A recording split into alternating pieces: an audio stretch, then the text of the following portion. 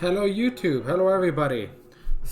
I decided to do my top 6 games of 2022. The reason why it is in top 10 is because I looked at the list for 2022 games and the list ain't that big, to be honest. And there's not that many. Let's get into it. My number 6 would be Plague Tale Requiem. The reason why that one's on my last is because the overall thing that I like about that game is the story. A great story, but it didn't really feel fully useful when it comes to, the use of the PS5. I have it on PS5, by the way, or the Xbox Series X. It had some bugs on launch, FPS issues mainly, and the graphics weren't that impressive, to be honest with y'all. The DualSense didn't really use it that much as well. The 3D audio either didn't really feel that immersed with it, but that story really caught me at the end, to be honest, folks. That was really a heartbreaking story at the end. The story really caught me. It was very pulling in for me. It's the reason why I still loved it, because of the story. Might not have felt like other games I've played this year and last year for PS5, but it felt great in that aspect of story. The best one of the year, I would say, was story aspects. Number 5 for me would be Uncharted: The Legacy of Thieves Collection. That game might be a remake of the originals, but the graphics are amazing. The way it is the haptic and the haptic and adaptive triggers is amazing, to be honest with y'all. I enjoy the chance to experience the story of the Uncharted Legacy of Thieves and Uncharted 4. The graphics are breathtaking. It's a great game. The collection really is an upgrade to that which was the last one. My 4th would actually be the Callisto Protocol. Why? I know that one released this month on December 2nd. It's great. I am on the last chapter of the game, but I can't beat it because of difficulty and how hard it is. But overall, it felt very repetitive with enemies. It feels repetitive. It had issues performance-wise. It felt nice with the DualSense, but overall, it felt basic. I felt like they could have added more, different things to it to make it feel more. Give us the player more chances, more options to work with the main character. But the graphically it looks very good. I'm impressed with how the graphics looks, folks. That game had some very nice graphics in it. Very beautiful facial expressions, the sweat. That was best in God of War in that case. December 2nd it released, and it looks like just wow. Wow to me. Wow. Number 3 would be The Last of Us Part 1. That game? I want to say this, start off with this. One thing that I disagree with that Sony did. It shouldn't cost $69.99, the standard edition. $79.99, the deluxe edition. I don't think it should cost that. It does. It is what it is. But is it worth to buy? Yes.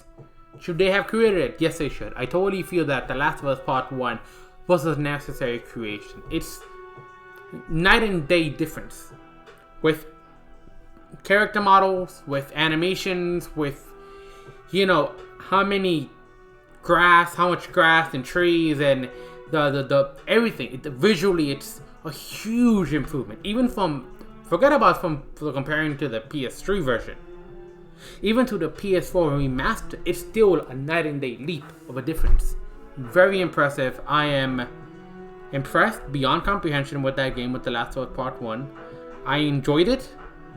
It was amazing. I still have to do the prequel one, part of it, and I'm also going to platinum the game because it was that good.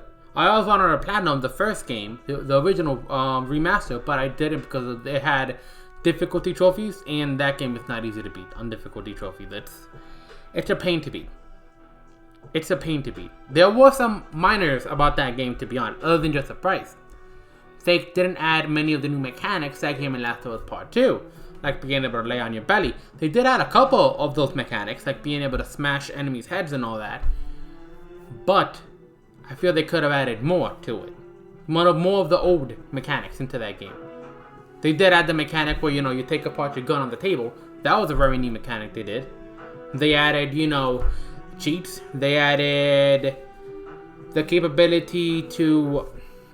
What is it? The capability...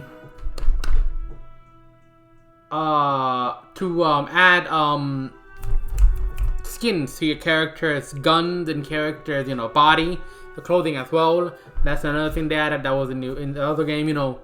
Accessibilities were great as well. Overall, it was good. Again, I don't feel that it should be $70, and if y'all want to buy it, I recommend waiting until it goes down on price, hopefully, because it's a great game. Definitely was worth the creating of it. I feel like they should have made it long ago, and I'm happy they did. But the price isn't worth it. But if y'all can wait to get it, if you can't, either way, get it. If you're willing to pay the $70, because it's an amazing game. The Last of Us Part 1 is an amazing game. It renews the experience, the whole different experience. It's amazing. Now for my second one. My second top game of the year would be God of War Ragnarok. Now, you might be wondering why that isn't my first. The game was good. The game is good. The game's animations are top-notch. The story is pulling in, the things that happen in the game. It's just really like, oh my god, I didn't see that coming kind of moments. And I loved it. I loved it in that sense. But there's one game that, to me, surpassed that. In a way. And when I get to my number one out of that might make sense to you. That makes sense to you why I put that as my number two. But overall, with the things that it has, the small space, all that, it's still amazing. It's one of the greatest games of the year to me. God of War Ragnarok. It's amazing.